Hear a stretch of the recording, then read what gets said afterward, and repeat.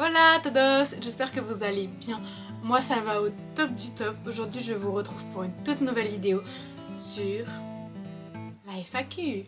Je vous ai mis une foire aux questions sur Instagram pour vous demander les questions auxquelles vous voudriez que je réponde en vidéo. Et du coup vous m'avez demandé plusieurs petites choses auxquelles je vais répondre aujourd'hui. Donc ne quittez pas la vidéo, ça se passe de suite.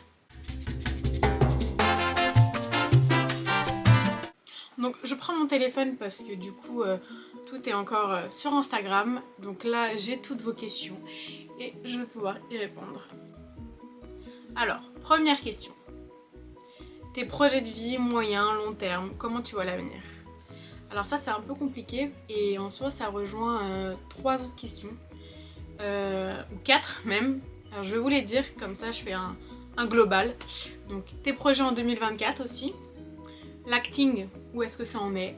Et dans quel prochain film aimerais-tu figurer? Très bien. Je vais répondre à tout ça en une seule et même fois. Donc en gros pour le moment c'est assez compliqué. Le milieu de l'acting c'est vraiment en stand-by. Mais que pour le moment, hein, je vais reprendre parce que j'ai plusieurs choses personnelles à régler avant qui sont beaucoup plus importantes pour moi. Et après je m'y remettrai à fond. Donc en attendant, je travaille dans un collège, ça me plaît énormément, j'adore les enfants, etc. Donc là il n'y a pas de souci. Mais c'est très compliqué même de faire des cachets d'intermittence, de la figuration du coup, avec tout ça parce que j'ai que les vacances scolaires. Et en général, il n'y a pas forcément grand chose pendant les périodes de vacances scolaires.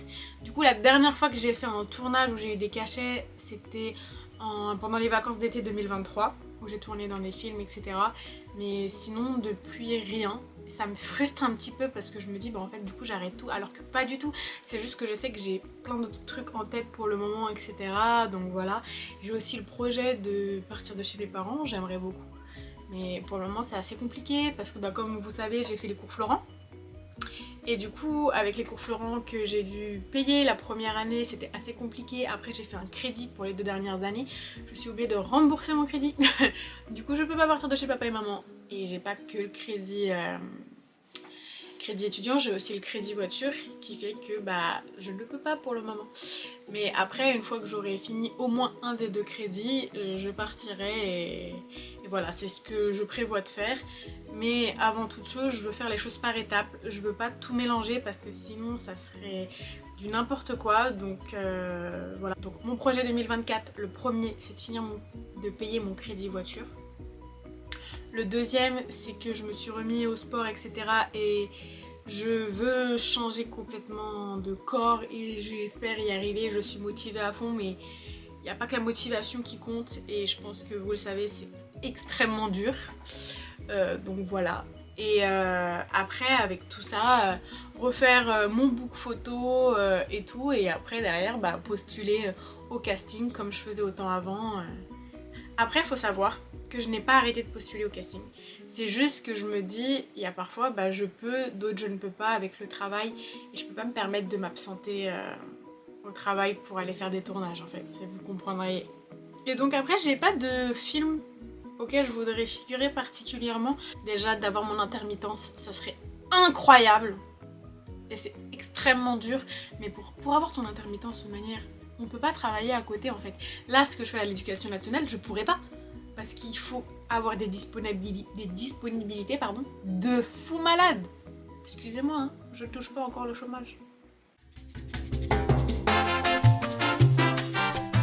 Les sujets de tes prochaines vidéos YouTube. Hyper intéressante cette question parce que sachez que ce livre, ou ce carnet de notes comme vous voulez, c'est ce qui me suit en fait. J'écris toutes mes idées YouTube, je crée toutes mes vidéos en amont, etc. Et du coup, j'ai plein d'idées de vidéos YouTube. Et je me disais qu'il y en a, je ne peux pas les faire tout de suite parce que c'est des grosses vidéos de divertissement à faire avec plusieurs personnes, vous voyez. Et donc, c'est assez complexe. Après, j'ai plein de vidéos de dégustation, d'idées encore, avec des choses assez rigolotes, des dégustations de boissons à l'aveugle, Donc voilà, j'ai plusieurs petits tips comme ça. J'ai aussi mes indispensables de tous les jours. La dernière fois je vous avais fait What is in my bag. Donc mes indispensables, par exemple make-up ou caisse, ou même un tuto make-up tout simplement. Mes hobbies par exemple, ma phobie, ça je pourrais vous faire une vidéo dessus. Si vous voulez hein, parce que franchement faut vouloir se poser pour parler de tout ça. Mais voilà. J'ai plein de petites idées, après il y a des choses qui sont faisables et d'autres non. Mais je me dis que tout est faisable et avec le temps et la rigueur, on peut y arriver.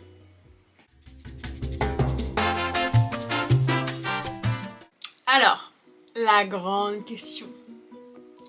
Je la laissais pour maintenant cette question parce que je voulais pas la mettre au début, c'est regrettes-tu d'avoir travaillé à Disney ? Comment dire ? En fait, je peux pas dire oui que j'ai regretté, mais en même temps il y a des choses qui ont fait que franchement si c'était à refaire, je le referais pas. Genre clairement. Mais oui, c'était très sympa, c'est une expérience hyper enrichissante. J'ai progressé mon anglais là-bas, donc ça c'est génial. En fait c'est une bonne école, c'est dur mais c'est une bonne école. Et voilà. Après, ce qu'il faut savoir, c'est que moi au début quand j'ai commencé, du coup je travaille en attraction. Quand j'ai commencé, au bout de 2-3 mois, j'avais déjà envie de démissionner. J'en avais marre, j'en pouvais plus. Et je m'en souviens quand j'ai été donner ma lettre de démission, donc ça faisait presque 3 ans que j'étais dans l'entreprise, il m'a regardé et il m'a dit, je me souviens que quand t'es arrivé 2-3 mois après, t'avais envie de démissionner et il m'a dit t'as tenu jusqu'ici. Il me dit mais moi je sais pas comment t'as fait. Donc déjà. Et en plus de ça, il y a beaucoup de turnover. Les équipes changent tout le temps parce que les gens en ont marre, font des burn-out, ils sont au bout, tu travailles sous la pluie, t'es traité comme de la merde à certains endroits par certaines personnes. Donc flemme, il y en a qui se prennent pour je sais pas qui. Donc c'est assez compliqué et c'est très télé-réalité vibes. Genre il y a des embrouilles, des histoires de merde. On dirait que... franchement, je comprends pas où on est. On dirait qu'on est dans une grande télé-réalité vivante. Et genre que c'est non-stop. Donc moi, je me mettais jamais dans des groupes, etc. pour éviter d'avoir des problèmes. Parce que j'avais l'impression qu'il y avait que ça. C'est abusé. Et en plus là-bas, tout le monde couche avec tout le monde. Hein. Ouh, allez hop. Ah, c'est Bagdad. Je vous jure, c'est vrai. Du coup, bah, rien qu'avec ça aussi, next quoi. Voilà. Donc si je devais vraiment donner une note finale à mon expérience à Disney, je mettrais un 5 sur 10 parce que c'est quand même l'entreprise dans laquelle je suis restée le plus longtemps. Parce que j'ai fait plusieurs autres travails avant, mais c'est quand même l'entreprise à laquelle je suis restée le plus. Donc bon, voilà. Ça rejoint un peu la question d'avant, mais qu'as-tu fait comme travail avant Disney ? Alors, avant Disney, j'en ai fait plusieurs. Mon tout premier taf, c'était à Monoprix. J'ai été caissière à Monoprix pendant 1 an, et après j'ai arrêté. Après Monoprix, j'ai travaillé dans une boîte d'intérim en même temps.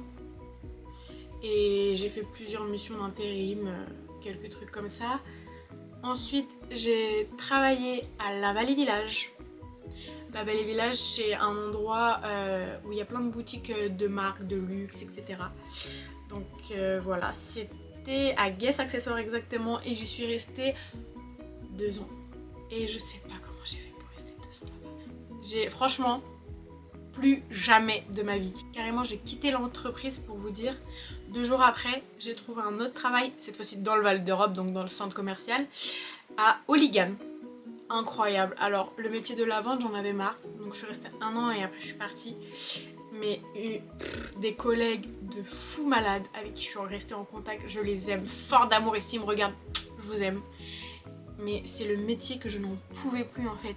Je me disais, forcer des gens à acheter alors qu'ils viennent juste regarder, je pouvais pas. Et je me suis dit peut-être que la personne, elle a pas les moyens et juste par gentillesse ou comme ça, rien que parce que tu vas réussir à l'avoir poussée à acheter alors qu'elle avait pas forcément besoin. Je peux pas et il y a plein de trucs comme ça que je peux pas. Du coup, non, la vente next. Et du coup, après ça, j'ai trouvé Disneyland Paris. Yes! Et maintenant, je suis dans l'éducation nationale dans un collège. Donc voilà. Ah oui, et aussi, mais ça compte pas dans mes vrais tafs, j'ai déjà fait des jobs quand j'avais 16-17 ans l'été quoi. Mais bon, ça compte pas trop.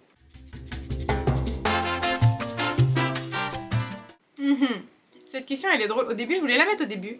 Après je me suis dit non, je vais la laisser pour la fin, etc. Comme ça vous me dites dans les commentaires ce que vous en pensez. Aimerais-tu te tester à l'ASMR? Alors ça c'est une question hyper drôle quand je l'ai vue parce que j'en ai déjà parlé à des potes. J'adore regarder l'ASMR, en écouter, etc. Mais je déteste tout ce qui est bruit de bouche. Je peux pas, ça m'insupporte, ça m'énerve. Mais l'ASMR en soi, etc. j'aime bien. Du coup je me suis dit pourquoi pas tester. Après juste voilà de temps en temps vous voyez. Donc à voir, peut-être faire une vidéo, voir si ça plaît, si je m'en sors bien. Parce que j'ai pas vraiment de micro, hein, j'ai juste mes micro-cravates avec lesquelles je pourrais me tester. Donc pourquoi pas en vrai, à tester. Donc voilà, j'espère que cette petite vidéo FAQ vous a plu. Si c'était le cas, n'oubliez pas de le mettre dans les commentaires, ça fait toujours plaisir. Et si vous avez d'autres questions, j'y répondrai avec plaisir. Si vous avez même d'autres idées de vidéos, vous pouvez les mettre en commentaire. Parce que comme ça, je les note dans mon petit calepin et je pourrai les faire plus tard. Ça peut m'aider. En tout cas, j'espère que vous avez passé un bon moment avec moi. Moi, en tout cas, j'ai passé un très bon moment avec vous. N'hésitez pas à vous abonner si ce n'est pas déjà fait. À mettre un petit like, ça fait toujours plaisir. Et je vous fais de gros bisous. À bientôt pour une toute nouvelle vidéo. Bye bye!